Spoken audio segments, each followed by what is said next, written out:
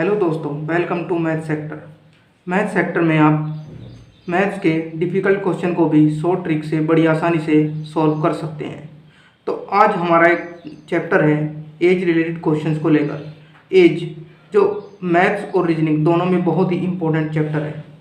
यह चैप्टर इतना इम्पोर्टेंट है कि एक ना एक क्वेश्चन इसे हर एग्ज़ाम में आपको देखने को मिलता है। तो इसके हम कुछ क्वेश्चन लेके आए हैं जिन क्वेश्चन को आप बिन पेपर और पेन के हल कर सकते हैं। तो देखिए कैसे इनको हल किया जा सकता है बिना पेपर और पेन के।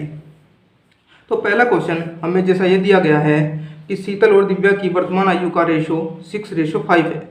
ठीक है, तो 8 वर्ष के बाद उनकी आयु का रेशो 22:90 हो जाएगा।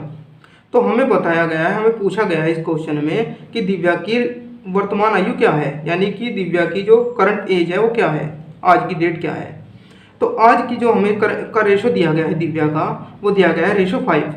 तो इसका मतलब रेशो 5 है और हमें वर्तमान यानी कि इन ऑप्शन जो 4 ऑप्शन दिए गए, इन्हीं चारों में से कोई सा ना कोई सा इसकी एज होगी। तो अब हमें उसको डिफाइन करने के लिए हम कैसे करेंगे, तो इससे को डिफाइन करने के लिए हमें देखेंगे कि जो रेशो इस 5 से पूरा जो ऑप्शन इस 5 से पूरा का पूरा कट जाएगा वही दिव्या की वर्तमान एज हो जाएगी। तो चलिए चेक कर लेते हैं। ऑप्शन नंबर ए 22 भी पूरा 5 से नहीं कट रहा है, तो ये भी नहीं होगा। बी 38 भी 5 से पूरा नहीं कट रहा है, तो ये भी नहीं होगा। ऑप्शन नंबर सी 34 भी 5 से नहीं कट रहा है, तो ये भी नहीं, इसका ऑप्शन आंसर नहीं होगा। तो 30 एक ऐसा आंसर है जो इससे पूरा कट रहा है, तो इसका मतलब दिव्या की वर्तमान एज हो जाएगी 30 ईयर। अगर इसी क्वेश्चन में आपसे पूछ लिया जाए कि शीतल की वर्तमान एज क्या होगी, तो शीतल की जब हमें डिफाइन कर लिया कि दिव्या की वर्तमान एज 30 है, तो इसका मतलब कि 5 = 30, क्योंकि ये रेशो में है और ये एक्चुअल में है।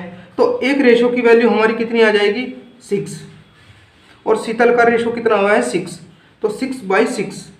तो इसका मतलब शीतल की वर्तमान एज हो जाएगी 36। तो इस सवाल के हमने दोनों की ही एज बड़ी आसानी से निकाल ली है। तो अब देख लेते हैं इसके अगले क्वेश्चन। आइए अब देख लेते हैं क्वेश्चन नंबर 2। क्वेश्चन नंबर 2 में दिया गया है पिता और पुत्र, मतलब कोई पिता और पुत्र हैं, उनकी आयु का अनुपात 7:2 है। 5 साल पहले उनकी उम्र का गुणनफल 150 था, मतलब 5 साल पहले जो उनकी एज थी उन दोनों का गुणनफल 150 था।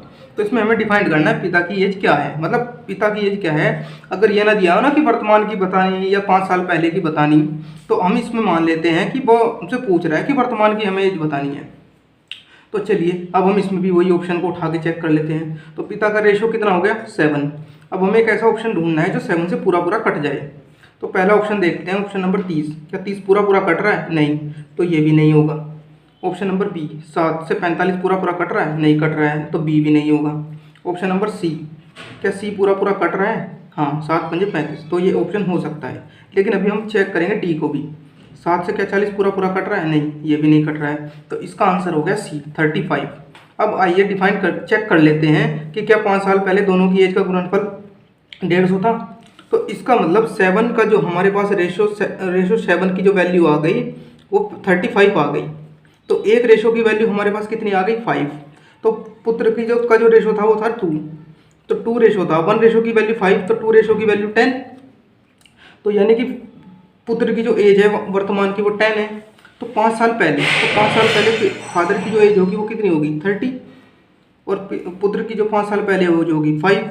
तो हमें गुणनफल बोला है ना, तो 30 × 5 = 150।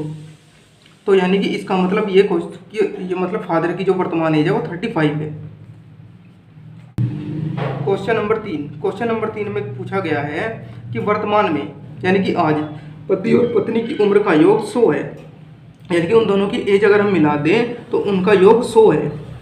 तो 10 साल पहले उनकी आयु का अनुपात 10 साल पहले 9:7 था। तो वर्तमान में पति की उम्र क्या होगी। अभी थोड़ा सा इसमें क्वेश्चन में कुछ चेंज किया गया है, क्योंकि हमें पूछा गया है वर्तमान का और लेकिन रेशो दिया गया है 10 साल पहले का। तो इसमें कुछ ज़्यादा बड़ा काम नहीं करना है, सिर्फ हमें सभी ऑप्शन में तो 10-10 को घटा देना है, क्योंकि 10 साल पहले जाएंगे तो 10-10 को घटा देंगे। इसमें से 10 घटाएंगे तो ये 35 हो जाएगा, इसमें से 10 घटाएंगे तो ये 45 हो जाएगा, इसमें से 10 घटाएंगे तो ये 55 हो जाएगा, इसमें से 10 घटाएंगे तो ये 30 हो जाएगा। अब हमें जो घटाने के बाद जो हमारे ऑप्शन बने ना, उनको देखना है कि पति की जो वर्तमान एज है वो 9 है रेशो में, ठीक है। 10 साल पहले 9 थी, तो अब इनमें से ये देखना है कि 9 से कौन सा पूरा पूरा कट रहा है। क्या 35 पूरा पूरा कट रहा है? नहीं, तो ऑप्शन नंबर ए भी नहीं होगा। ऑप्शन नंबर बी पूरा पूरा कट रहा है, बिल्कुल, तो ये हो सकता है। क्या 55 पूरा पूरा कट रहा है? नहीं, ये भी नहीं कट रहा है, तो ये भी नहीं होगा। क्या 30 पूरा पूरा कट रहा है? नहीं, तो ये भी नहीं होगा। तो इसका आंसर हो जाएगा 45, यानी कि 10 साल पहले पति की जो एज थी वो 45 ईयर्स थी, यानी कि 45 वर्ष थी। अब चेक कर लेते हैं क्या दोनों का योग 100 होगा। जब पति की 45 है तो पत्नी की कितनी होगी, यानी कि 9 रेशो की वैल्यू कितनी होगी 45, तो 1 रेशो की कितनी होगी 5, तो 7 रेशो की वैल्यू कितनी होगी 35, तो यानी कि दोनों का योग तो वर्तमान में ये 10 साल पहले पति की 45 थी और 10 साल पहले पत्नी की 35 थी, तो आज कितनी हो जाएगी 55 और पत्नी की कितनी हो जाएगी 45। अब दोनों का ऐड करो 100 आ जाएगा, 5 5 10 और 5 4 9 और 1 एक जो फसिल का था वो 10 100, यानी कि ये क्वेश्चन भी हमने बड़ी आसानी से सॉल्व कर लिया। क्वेश्चन नंबर 4 में दिया गया है रंगीता और शाहीन की वर्तमान एज का अनुपात 6:5 है, तो 12 वर्षों के बाद उनकी उम्र का अनुपात 7:6 होगा। तो रंगीता की वर्तमान आयु कितनी होगी। तो रंगीता का वर्तमान रेशो कितना है 6। अब हमें ऑप्शन को देखना है कि ऑप्शन में 6 से कौन सा पूरा पूरा कट रहा है। तो ऑप्शन नंबर ए 6 पूरा पूरा कट रहा है, तो ये भी हो सकता है। 55 का पूरा पूरा कट रहा है, नहीं कट रहा है। 72 पूरा कट रहा है, तो ये भी हो सकता है।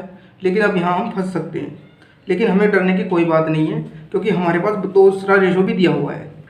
अभी देख लेते क्या ये पूरा पूरा कट रहा है। 28 पूरा पूरा नहीं कट रहा है, तो इसका मतलब इसके 2 ऑप्शन आ रहे हैं, यानी कि ऑप्शन ए भी हो सकता है, ऑप्शन सी भी हो सकता है। अब हमें चेक करना है कि इन दोनों में से कौन सा ऑप्शन सही होगा। तो इसके लिए हमें क्या करना पड़ेगा 12 वर्ष के बाद। तो अब हम क्या करेंगे, इन दोनों में 12 ऐड कर देंगे रेशो में। तो इसमें 12 ऐड किया तो कितना हो गया 72, इसमें 12 ऐड किया तो कितना हो गया 84। अब हमें देखना है कि 84, यानी कि रंगीता का 12 साल के बाद रेशो कितना है 7। तो 7 से हमें ये देखना है दोनों में से कौन सा 7 से पूरा पूरा कट रहा है, यानी कि ये पूरा पूरा नहीं कट रहा है, तो ऑप्शन ए तो नहीं होगा, ऑप्शन सी पूरा पूरा कट रहा है। तो इसका मतलब ऑप्शन सी, इसका मतलब यह है कि रंगीता की जो वर्तमान एज है वो 72 ईयर्स है। देखा हमने ये भी क्वेश्चन कितनी आसानी से सॉल्व कर लिया। तो अब चलते हैं क्वेश्चन नंबर 5 की तरफ, जो है इस वीडियो का लास्ट क्वेश्चन। क्वेश्चन नंबर 5 इसमें दिया है कि सिमी और सीमा की वर्तमान आयु का रेशो 5:4 है और 9 वर्षों के बाद उनकी आयु का रेशो 8:7 हो जाएगा। तो सिमी की वर्तमान एज क्या होगी। तो अब देख लेते हैं उसी तरीके से क्या हमारा यहाँ पे भी ये फॉर्मूला यूज़ हो रहा है या नहीं हो रहा है। तो अब हम उठाएंगे सिमी की वर्तमान एज का रेशो, तो कितना है 5 है। अब देखो 5 से कौन सा कट रहा है, तो सीधा सीधा दिख रहा है कि एक ही कट रहा है, यानी कि ऑप्शन नंबर बी। तो इसका मतलब सिमी की वर्तमान एज कितनी हो जाएगी 15 वर्ष। अगर इसी में आपसे पूछ ले कि सीमा की कितनी होगी, तो जब सिमी की 15 है तो सीमा की कितनी हो जाएगी, यानी कि 5 रेशो की वैल्यू हमारे पास कितनी आ गई 50, तो 1 रेशो की वैल्यू कितनी आ जाएगी 3, तो 4 रेशो की वैल्यू कितनी आ जाएगी 12।